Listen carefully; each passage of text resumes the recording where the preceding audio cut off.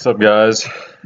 It is early morning of Black Friday. The day, no, it's November 29th, uh, day after Thanksgiving. Hope y'all have had a great Thanksgiving. Today, I just kind of wanted to record a podcast, just chat a little bit about just some miscellaneous topics, honestly, and a brief kind of college basketball check-in. Yeah, it's 1 a.m. right now, actually, on November 29th, which is actually Chadwick Boseman and Don Cheadle's birthdays, two Marvel guys. So big birthday shout outs to them. I'm actually currently watching the ending of Pepperdine-Arizona in college basketball. It's part of the Wooden Legacy. Surprisingly, Arizona is in a tight game right now. It's 2:52 left, and this Pepperdine dude's shooting free throws. It's 84-86. Arizona's up 2. So I will be watching that, giving a little bit of live commentary. He just hit the first one. Um, so you might get some live reactions. Oh, it's Cameron Edwards. I've seen that name. So I will be giving some live reactions, but I just kind of wanted to shoot the shit. I'm on. It's Thanksgiving. Oh shit, it's Lorenzo Romar. I totally forgot. He's the Pepperdine coach. But cool. Anyways, yeah, just kind of wanted to shoot the shit about some stuff. So yeah. Oh wow, Arizona just hit a three. Um, So yeah, real quick on the note of college basketball, didn't quite get around to doing a preview, but I have been watching a lot and following. And this season so far, everyone's going to say, "Oh, there's no dominant team. There's going to be a lot of parity." And you know what? They're absolutely right. There's a lot of things that kind of go into that. The first being that I think nowadays more and more players leave for the NBA because of either two-way contracts or just because they want to. They've I think now there's more of a changing of opinion where a lot of people would rather become a pro sooner and go overseas and whatnot, maybe develop in the G League and try to maximize their kind of earnings window as a pro, as opposed to back in the day it was like you would only leave school early if you were pretty sure you were going to get taken in the first or second round and whatnot. So you just don't have as many guys staying, and you have a lot of guys like leaving, knowing that they're probably going to go undrafted. That's the first thing. And then the second thing is this incoming freshman class is not as I would say it's not as top heavy as previous classes like what we saw last year with Zion, RJ, Cam Reddish. But on top of that, I also think that the guys are dispersed more, right? Because you have a couple elite players going overseas, right? The most notable one. Wow, Pepperdine just hit a three to tie it up. You have obviously LaMelo Ball and RJ Hampton going overseas, and then I think it was Terry Armstrong, who was an Arizona commit actually, also went overseas, and then on top of that, a lot of the top players are just kind of spread out, right? Like there's no super class, with the exception of Memphis, but Memphis is incredibly young, and James Wiseman with the eligibility situation, he's not playing at the moment. So, Nico Mannion. Dang, Nico Mannion just got called for an offensive foul. Okay, so I think those things, when you combine all that, it means that naturally teams are kind of there's a little bit more of an even playing field from team to team. I feel like, there's a lot of teams that are quote good, but none that are great. And as a result, like I think this reminds me a lot of the 2015-16 season, where you're going to see a lot of upsets in terms of AP rankings, like a lower ranked team beating a higher ranked team. You'll see a lot of movement, especially up at the top. And on top of that, I'm sure you will see a lot of like ranked teams losing to unranked teams. And okay, it's 89-89 right now in this Arizona Pepperdine game. All right, let's see what Nico's got the ball. Okay, he's just dribbling. Okay, let's see what they got Let's see what Arizona's got up their sleeve. Okay, 9 on the clock. Wow, nice. Wow, nice find inside the Zeke Najee. Wow. Okay. So now Pepperdine calls timeout. They got 19 seconds and they're down two. So we'll see. Will another ranked team fall to an unranked team? Obviously, this past week, Stephen F. Austin upset Duke in Cameron, and Evansville obviously beat Kentucky. So we're gonna hit four. We're probably gonna hit four number one AP number ones, and we're only 5 weeks into the season, or 4 weeks into the season. So, yeah, that'll be that'll be. I think that's going to be a recurring theme this year in college basketball. Honestly, one team that I think has looked good is Kansas. The only time they've lost is to Duke in the Champions Classic. They barely lost when they had all those turnovers and they were kind of shooting themselves in the foot on offense. And I think since then they've blown out opponents they should blow out, and they've had some quality wins, notably recently winning the Maui Invitational over Dayton. Speaking of Kansas and the 2015-16 season that I said that this season kind of reminded me of. Ironically, in 2015-16, Kansas also lost in the Champions Classic in a close game, went on to win the Maui Invitational, and then ended up being the overall number one seed in the NCAA tournament. And that, for those who don't remember, that 2015-16 that year was a pretty crazy. Wow, Pepperdine just tied it. Nico's got the ball, 91-91. Oh, oh, wow. Oh, Nico just for the game winner. Okay, 2 seconds. No. Oh, half court heave. Wow. Sorry, I interrupt the programming for a Nico Mannion game winner. Wow. Wow. Okay. That boy Nico is special. Wow. Sorry, I'm still caught up in the moment. He had 16 and 11. One thing I really like about Nico Mannion is he's seemingly always very under control. And that's what you want. And that's a very good sign, like that kind of maturity and poise and ability to just kind of stay calm and collected, and play the way you want to play. That's very impressive for a freshman point guard. So I'm glad Nico. Wow, wait, hold on. They're showing the replay right now. Okay, so Pepperdine hits it, and then Nico's got the ball with like 7 seconds on the clock. He drives and he hits a tough floater off the backboard. He kind of lays it in with. He has like a defender and a half on him. Dang, that boy Nico tough. Wow. Oh, okay. He saw that the defense was kind of scrambling. Ooh, it was high off the backboard too with 2 seconds. That's cold. Wow. So okay, Nico Mannion. We might just get hit with the Nico. Sorry, Pepperdine. Dang.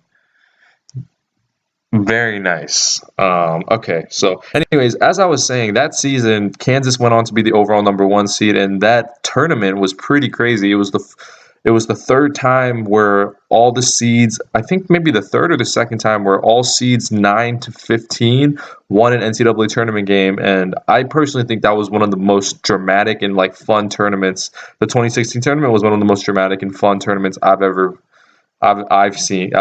able to see. So I'm really hoping that this March can have a similar, if there really is this sense of parity that there is. I really do hope that there's a lot of close games and a lot of dramatic finishes, and hope a little bit of madness. But at the same time, what was really nice about 2016 was that for the most part, not the best, but some really good teams advanced. Now, Syracuse made it to the Final Four as a 10 seed when a lot of people thought they might miss the tournament. But beyond that, like the Final Four, Oklahoma, Villanova, UNC, and then obviously the epic heavyweight game between UNC and Villanova that we all know how that one ended. So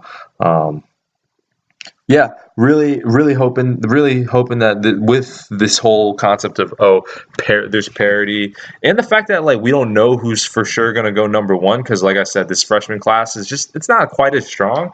So the fact that I think those two things, the fact that there's a little more suspense and of the sense of the unknown, I think that's going to be hopefully that'll be a recipe for like a good college basketball season. Yeah. So I'll definitely be checking in and bringing in some dope college basketball content. I've got someone who I'm gonna have on the podcast, and we're gonna do some really cool stuff with regards to some kind of geeky college basketball stuff. But beyond that, quick note. I just wanted to say my favorite player to watch this year so far has been Tyrese Maxey. Absolutely just love how hard he plays, and he's just got a very nice. He's obviously like got a good, nice combination of like strength and speed, but I really just love how aggressive he is and how he's kind of like always in attack mode. And he's got a very nice like floater like around the basket package. Obviously, there's things you'd love to see him, um, improve upon. But that said, I love how hard he plays. He's an absolute dog. So love Tyrese Maxey. Um, wow. Okay. So y'all just got some dope live reactions to Nico Mannion hitting a game winner.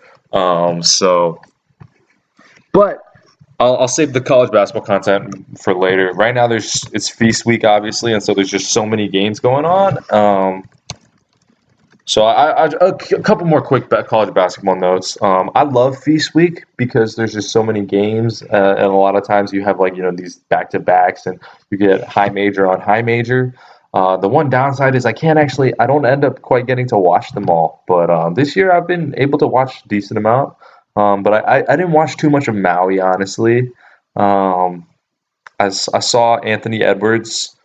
I saw Anthony Edwards play Georgia, Michigan State, so I did get to see Anthony Edwards.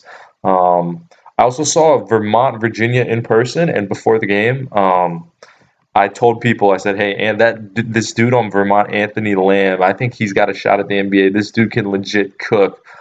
He can score at all three levels. He's kind of physically he's able to hold his own, so he's able to guard bigger guys who try to post him up. For them, like some bigger guys that are able to post him up, but he's also kind of got decent perimeter defensive skills. And then he absolutely just cooked in the second half against Virginia. He had 25 in the second half, 30 for the game. And in my head, I actually told some people, I said, "Yo, I was absolutely right about this guy, Anthony Lamb." So that was a cool experience to be kind of in the front row for the Anthony Lamb versus Virginia experience. Um, yeah, so I guess there's going to be a lot more college basketball happening, like with regards to some of these tournaments are happening up, like Battle for Atlantis, the Orlando/Advocare Invitational, um, the Vegas Invitational, and then there's the what is it even called? I forget. It's the one in Florida that's played between Florida State, Purdue, Tennessee, and VCU. Um, what's this tournament called? The Emerald Coast Classic. So that's also going on. So yeah, hopefully I'll be back and able to chat more about other stuff. A lot of the results from college basketball. Sorry, and then also the ACC Big Ten Challenge is coming up, so that'll be cool. I'll be surely discuss that. So, some other just miscellaneous stuff I want to talk about. This is episode 22, and if for those of you that listen to episode 19, know that I'm a little sucker for a little bit of superstition. And the 22nd installment of the Marvel Cinematic Universe was Avengers Endgame. So, I wanted to talk a little bit about my personal favorite character, Captain America, and the actor that plays him, Chris Evans. So, while I'm on the note of Chris Evans, this past Tuesday, the 26th, I got to see Knives Out, which has my guy Chris Evans in it. So just wanted to kind of give quick, brief review of that, I suppose. First and foremost, murder mysteries are always really cool as long as they're not done cornily. And the problem is we just don't have a lot of first off, we don't have a lot of like original, like non-source material. Not that source material is a bad thing, but a lot of the best murder mysteries are like source material based, right? Like Clue. And beyond that, like, a lot of them are the kind of more of these darker mystery as opposed to like a fun whodunit. And so what I love about Knives Out is that it really hits on every level. It's funny, it's suspenseful. There's a lot of kind of funny, like satirical commentary. It's super meta, and like in terms of the who done it still has a lot of the twists and holy shit uh, moments in it. And so beyond that, absolutely stacked cast. And I feel like Rian Johnson, who also did The Last Jedi and Looper, I think one thing he really likes is to kind of subvert your expectations or kind of have you thinking one way and then totally flip it on you. So I think this was the type of film that was very well suited for him. And so it does a very nice job of balancing like a lot of kind of different tones.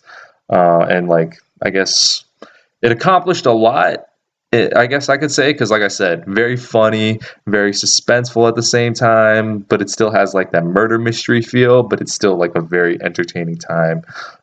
Daniel Craig's performance is great. Everyone's really good in the movie, but Daniel Craig with the ridiculous accent, it's very enjoyable to watch. And as for my guy Chris Evans, one of my favorite actors, he's probably tied up there for my favorite with, yeah, he's probably, maybe he's up there, but it's really interesting to see him play a complete. So, I mean, so as Captain America, obviously he plays a very, very, morally righteous, good, good, good person, like a just such a gentleman and a kind guy.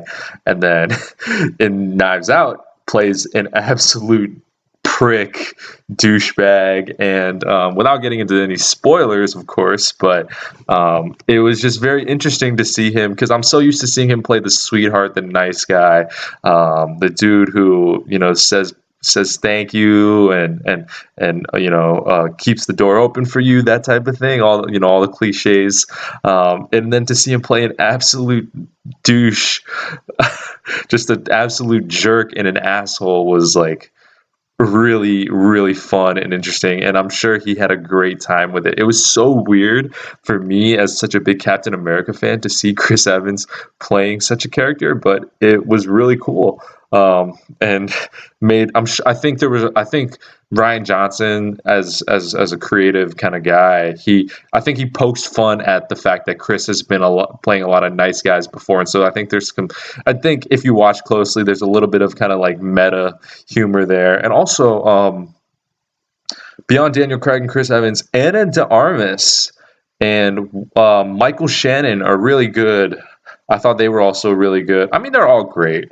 Jamie Lee Curtis, Toni Collette, but I really thought I did really think Ana de Armas came off as very good. Like, not very good. She's good in the stuff I've seen her in, but she comes off as like very, very likable and someone that you care about. So yeah, that I guess are some quick thoughts I have on Knives Out. And I guess with that, I guess I can talk a little bit about. I just wanted to kind of give salutes and tributes to my guy, Steve Rogers, aka Captain America, who.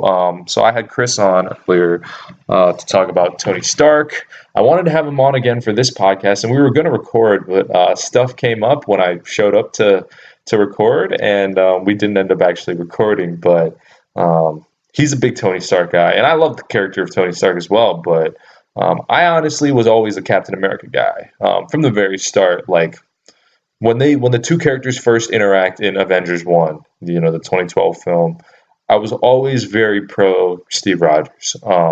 Honestly, I didn't even really like Tony Stark that much. Like, I always thought he was a fantastic character, played very well, if not perfectly, by Robert Downey Jr. But I never I never felt like I fully got behind Tony until maybe Spider-Man Homecoming, but definitely Infinity War. And the reason that is probably because of the contrast with Captain America. Um, and so so Captain America and along with Tony, he was probably the staple of the MCU, right? He appears he's not quite as involved in every character's arc the way Tony might be, but he's definitely very present in the MCU, right? He has 3 solo films. He appears in all 4 Avengers movies. He's always been kind of the emotional leader of the Avengers. And on top of that, he was also um, he really is, I think, the heart and soul of that, and as well as in some ways like a moral compass for the group. So one thing that I really like about Captain America is that I think that so in the first Captain America, in the first Avengers, I will admit he's a little more kind of straightforward of a character, not quite as interesting, a little more bland because he is, quote unquote, this virtuous guy who, he's kind of a man lost in time, but at the same time, he is, it's in those first couple films, it's very kind of straightforward, black and white, good and evil, um, and as a result, I think that his character was not quite as interesting to most fans, myself included. I will admit that. But one thing that I think is really dope is that I think the Captain America trilogy is probably the only Marvel trilogy where every film gets better. Yeah, every film gets better. And on top of that, I think Captain America's like role, I don't think he has any terrible outings in the MCU. So, as for his personal trilogy, First Avenger is like a solid, like it's kind of like a tribute, a nod to the golden age of comic books. It's this World War II movie. And then you go to Avengers 1 where he's comes out of the ice, and it's clear that he his destiny is to be part of something like the Avengers, but he's also very much still getting adjusted to the real world. That that in itself, I thought Captain America was fine.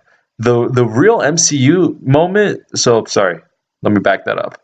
I didn't really realize how kind of clever and smart the MCU and Marvel Studios were until I saw Winter Soldier after it came out on DVD. Um, that was like I had always thought, and I'm sure many people maybe still think this, but I had always been like, oh, a lot of these films they're a little formulaic, but Winter Soldier was the first one that I saw where I was like, holy shit, who said that there was this, who said that they had to be this super predictable, um, you know, childish or colorful movie. Like Winter Soldier was a real kind of political spy thriller, but it had real commentary on, personal like privacy and this age of surveillance.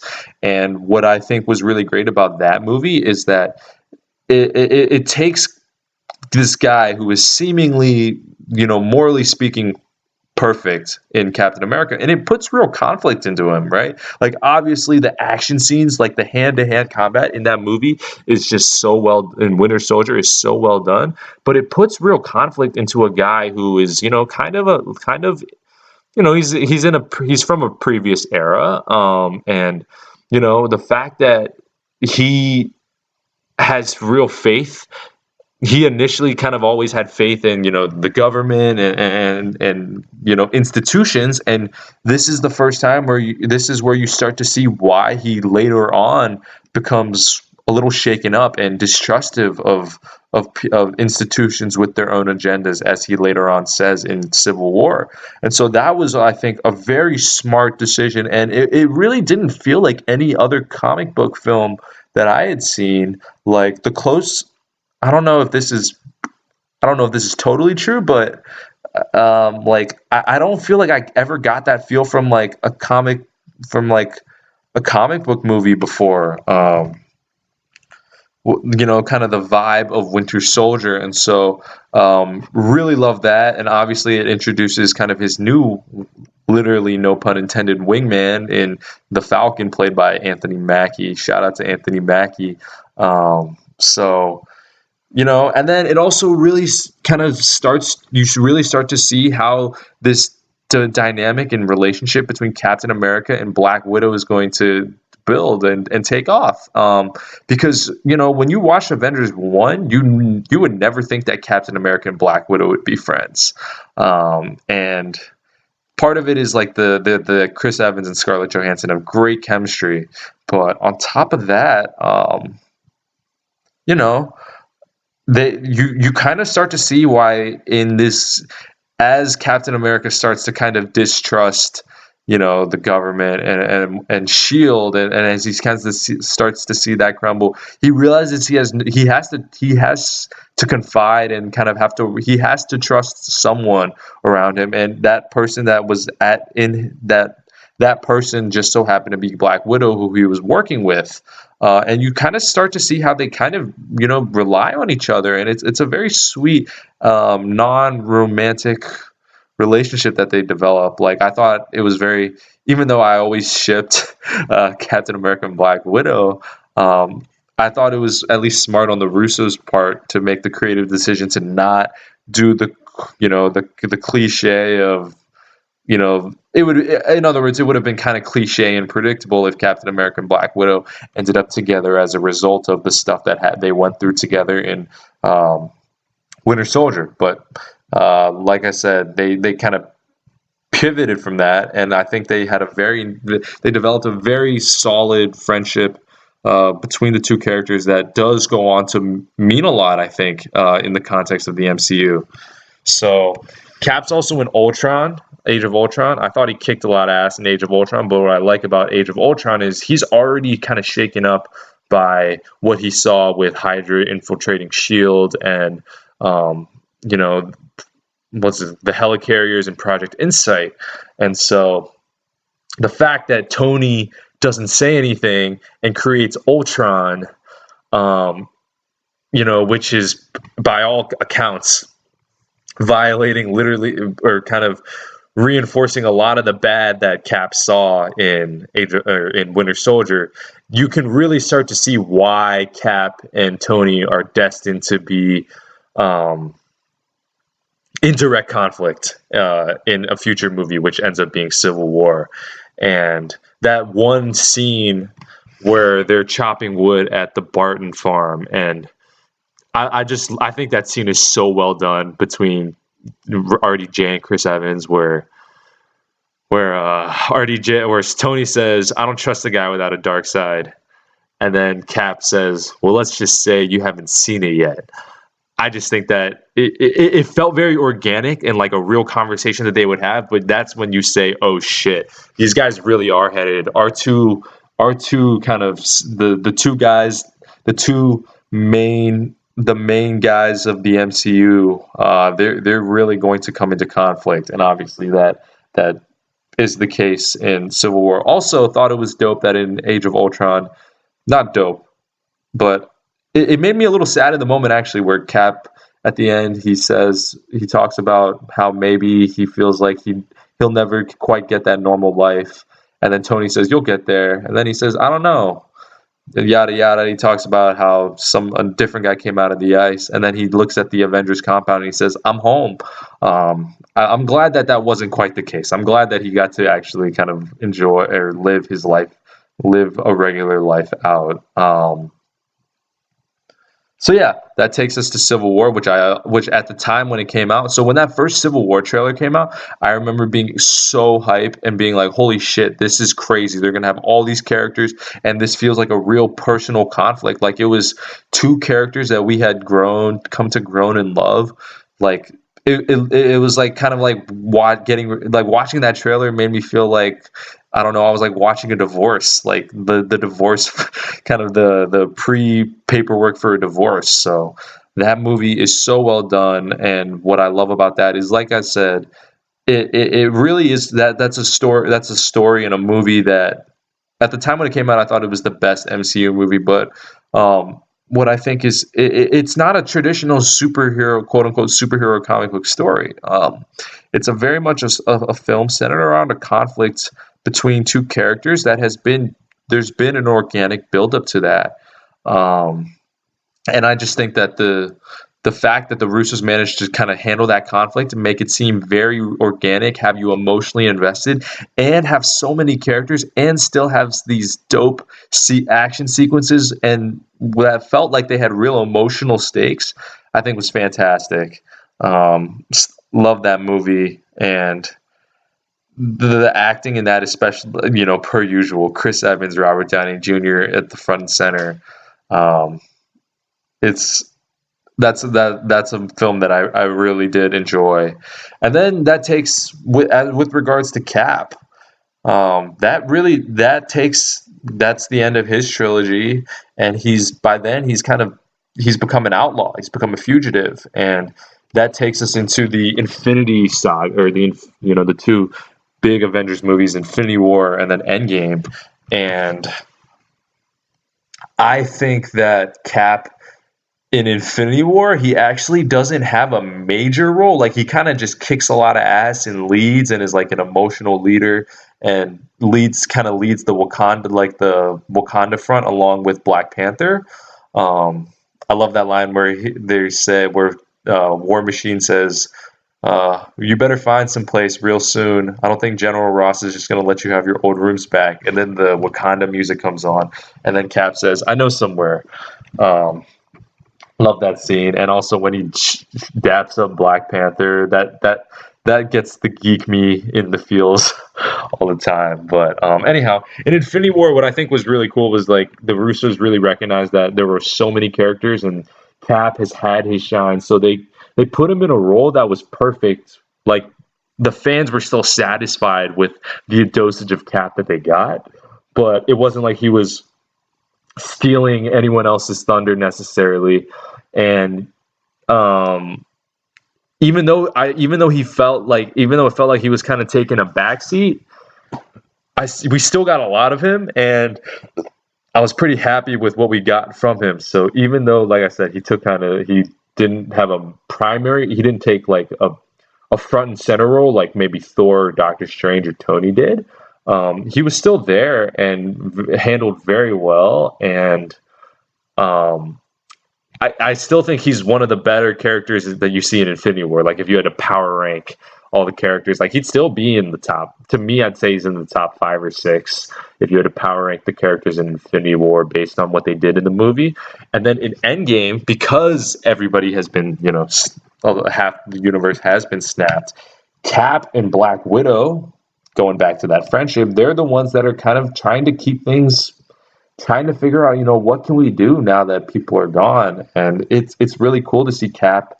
For once, it's not like, oh, he can just punch his way out of something. It's like he is trying to help people out and kind of connect with them on a very human level.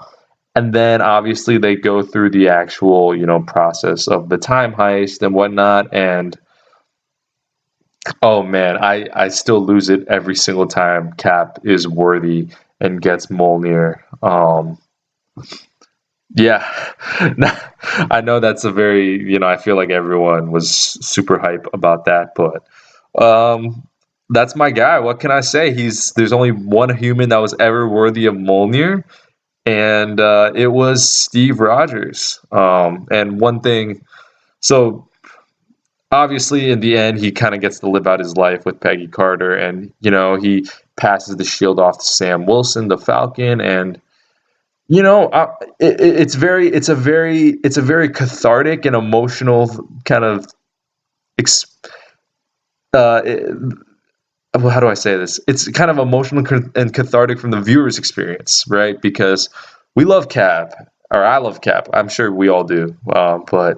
And he did get to live that life that that everyone wanted. Everyone, I feel like fans are genuinely happy for him, but it really is sad to think Tony and Cap really are gone, and I'm sure we miss them as long. I'm sure they'll be very missed as along with Black Widow.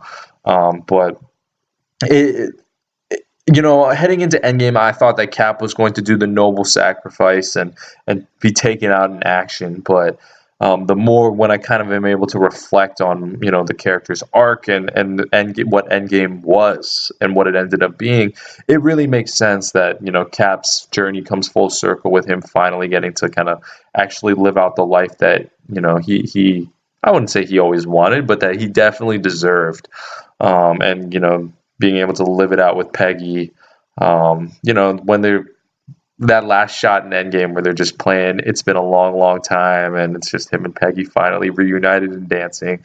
Who you can't help but be happy for the character who has sacrificed so much and never put himself first.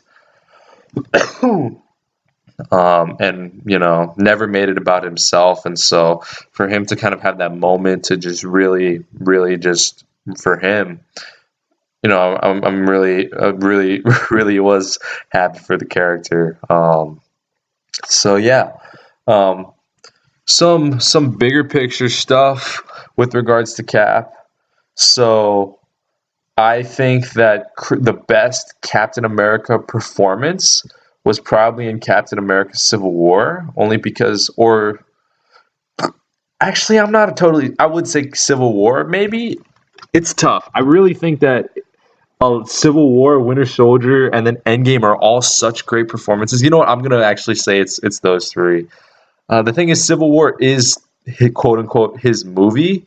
Really does feel that way, but also, bigger picture, I really think it was cool that in Avengers 1 when Tony and Cap are kind of getting into it where he says to Tony, "You're not the one to make the sacrifice play to lay down on to lay kind of put yourself before or sorry to put others before yourself." And then obviously he was wrong. Cap was, Tony was, he did do that in Avengers 1, but obviously the bigger picture was in Endgame. And then on top of that, Tony says to Cap, "You're a laboratory experiment, Rogers. Everything special about you came out of a bottle." And that's not true at all. What made Cap special, and I know this is the corny, people might roll their eyes when I say this, but, what made Cap special was never the serum. It was always about who he was and how he always was. He stayed true to himself with so much conviction, and him and his values, and he never let anybody, he never let anybody or anything intimidate him or change who he inherently as a human being was. And obviously, we know that as a person, he was a selfless guy who put others first and was really just a kind of morally upright guy. And so. Yeah.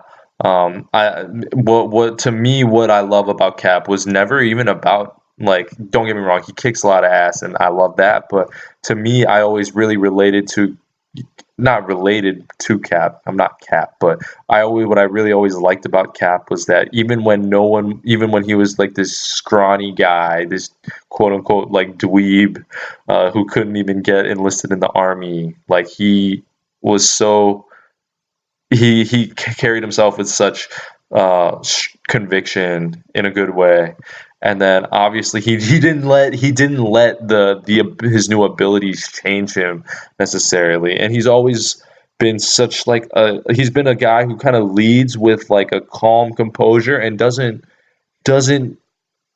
he doesn't put it on others. Like, he always looks at what he can do first rather than point the finger. And I think that's very showing in Civil War because there are people. Because in Civil War, if you think about it, Tony and Cap. Well, Tony takes the side of the government, and so that's from my perspective in Civil War. Tony was always just kind of doing that to kind of like not get into trouble. Which I can understand from his perspective, but he was always kind of more so signing the accords and you know siding with the government because he wanted to not be in trouble as opposed to staying true to his values and what he believed was right. Whereas Cap, by kind of going against the government, he's taking a huge risk, right? Like, obviously, he's going to immediately become a criminal and a wanted man. And yet he did what he felt was right because he did not want to kind of compromise his liberties and felt like he would be like the Avengers would be inhibited with the Accords. And what I think is very telling about how much people respect Cap as a leader is the fact that so many people basically, if you're choosing between Tony and Cap, you know that if you side with Tony, you're going to be on the right side of the law, and you're probably not going to get prosecuted or whatever, like punished as a criminal. And yet, despite that, there are more people end up siding with Cap. Clint leaves his family. Sorry, he doesn't leave his family. He leaves the farm temporarily, puts his family life at risk to go side with Cap. Same deal with Scott Lang. I know Bucky doesn't really have that much to lose, but and then same deal with Sam Wilson, even and Wanda, but even like Sharon Carter, who was working for the UN counterterrorism program. She, helps him because she respects who Cap is as a person and as a leader.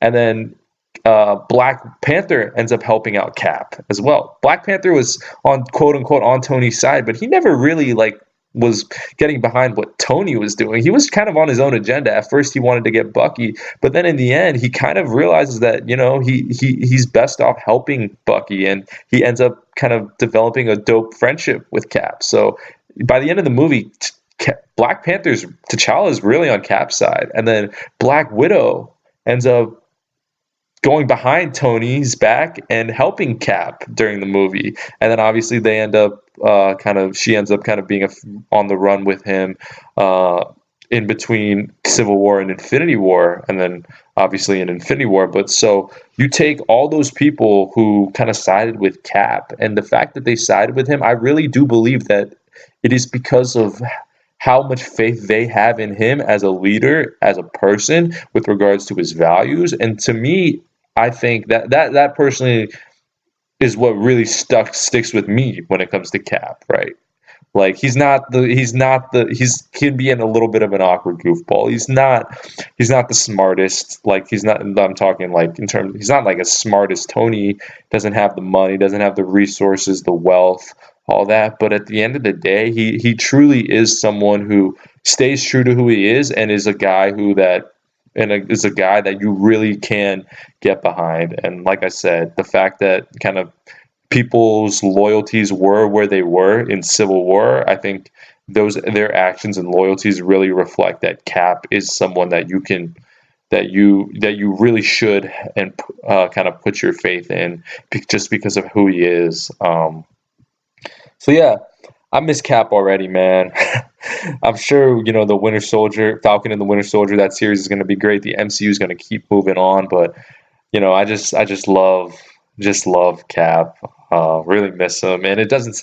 And honestly, I think Chris Evans kind of walked off. They stuck the landing on Cap so well. So honestly, I hope, even though I already missed the character, I don't think they should force their way into like a prequel or some spin-off or even like a cameo. I think Cap got the epic goodbye. He got a good kind of close to his journey in Endgame, and I'm getting emotional just thinking about this. But yeah, I love that character, and my favorite for a reason. So shout out to Cap, shout out to Steve Rogers. Definitely just want to talk about him a little bit.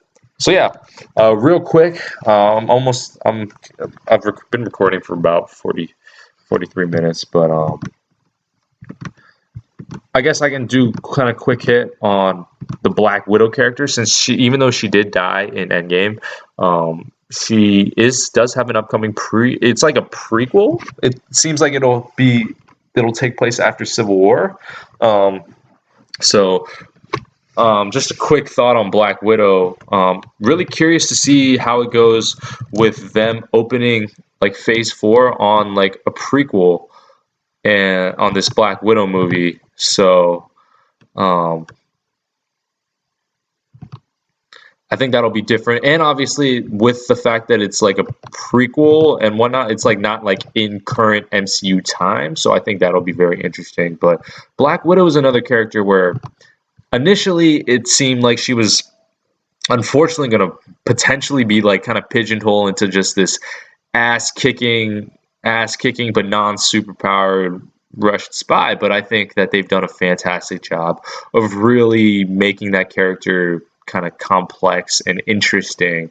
And I really think that the fact that she was really holding it down as the post snap in Endgame, she was really holding it down at the Avengers compound. Like, everyone else, a lot of people had kind of retired or kind of gone their separate ways. Tony obviously went to start family, but Widow was really holding it down. And in some ways, I feel like post snap, she honestly, you could make an argument that she was the emotional rock for that character, sorry, for the Avengers, and those people that were still recovering from the snap. And so, and then obviously she has the sacrifice on Vormir, which made me so incredibly emotional. Just that relationship between her and Clint Barton, and to see that kind of come to a head. Unfortunately, on Vormir, that really made me. That was a very well done scene, but I really think that character's come a long way, and I'm very excited to see what they do, what they continue to do, what they reveal essentially about what she did post Civil War, pre Infinity War. So there's rumored to be a Black Widow trailer coming out next week, so very excited to see that. I don't know about you, but I saw there was like art. There was an art, like a concept art of the villain, who I believe is called the Taskmaster, and low key, his suit looks like a Ronin costume. So yeah. Also, I'm reading a headline that says Scarlett Johansson says Black Widow is about self-forgiveness and family. So curious to see what that's about. Some last thoughts. I saw the deleted / alternate scenes from Avengers Endgame, so I'm just gonna have some quick hits on that. I have not seen The Mandalorian yet. Do intend on watching it, but have not seen it yet. So real quick, the scene where Tony snaps and then he goes into the soul world and talks to Morgan. I think it's a great idea. Definitely a little emotional, because obviously, he's kind of he's talking to his daughter who's grown up, and then he kind of realizes he's making the sacrifice. And I don't know, there is something emotional to him getting a chance to talk to Morgan, a grown up Morgan, one last time before he goes. But I do think that when it cuts to the soul world, it would have taken you out of it, and you weren't sure, like, is he dying right now? I think the scene shot in the soul world, like post snap in Infinity War, are very well done, but that's a little bit different because at that, it keeps the suspense of, wait, did he snap and succeed? And it also really captures like the sacrifice and the pain that it took what it took out of Thanos to actually commit and do what he did. So I think it works a little better, and then obviously, like I said, it takes you a little bit out of it.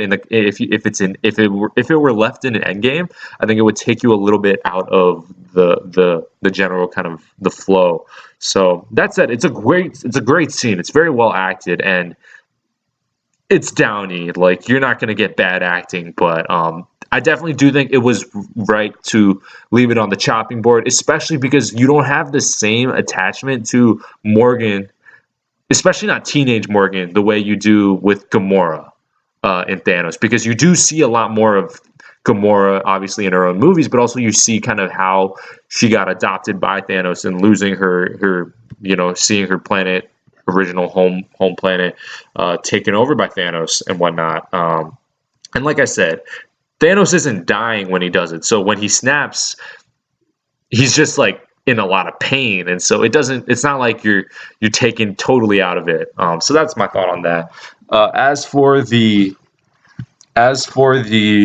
Black Widow and Hawkeye alternate Vormir scene, I was actually at a Comic-Con where Jeremy Renner talked about that scene, and the panelist, the guy who was moderating the panel, was like, whoa, wait, there was a scene with Black Widow, Hawkeye, and Thanos' army on Vormir? And Jeremy Renner said, yeah, like, actually, the final version that ended up in the movie was a reshoot. And honestly, I'm going to be honest, I think that was the right call, the final cut.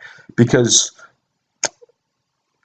I think the final cut, to put it succinctly, it really captures more of that the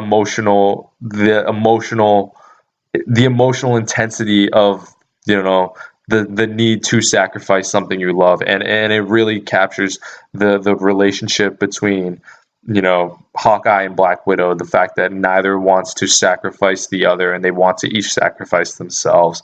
I think the final cut was the right decision, I think they made the right call on that. And then the last one was like the planning scene with all the characters kind of huddling up and talking about, hey, how are we going to get to the van? Um, that was a cool scene. That said, I feel like this is a recurring theme here. I am happy. I think the final version was a little bit better. I think the final version didn't have quite as much exposition or explanation about like what they were trying to do with regards to the van. They just kind of mentioned like, "Hey, has anyone seen a van?" Whereas in this one, they kind of talk more, and they also do clarify like some of the plot holes that some people brought up about Doctor Strange's portals. But what was I going to say? Yeah, it was a very tongue in cheek, fun, entertaining scene, and it was really cool to kind of see a lot of the quipping and a lot of the dynamics for a lot of characters, especially a lot who had not quite met each other. So I think that was cool. But like I said, I definitely think I think the Russos made a lot of smart decisions when it came to what to keep and what not to keep. So those were like some of the alternate and deleted scenes that recently came out on Disney Plus. Got a chance to see those, so that was cool. I'm hitting the 50-minute mark now, so hopefully, I'll be back. I'll post some more content, just talking a little bit about more college basketball, and maybe there will be maybe I can follow up on the Black Widow trailer news. But I'm also going to release an episode that I recorded with Jason while he was in Charlottesville with me, and we just kind of talked briefly about the Houston Rockets and some UVA basketball. So yeah, really appreciate you listening. Hope you had a great Thanksgiving. Hopefully you got to spend it with friends, family, loved ones. So yeah, thank you for listening. And um, if you haven't done so already, please subscribe on whatever podcast format that you are listening to, whether that be Apple Podcasts, YouTube, SoundCloud, or Spotify. Every subscription really does mean a lot.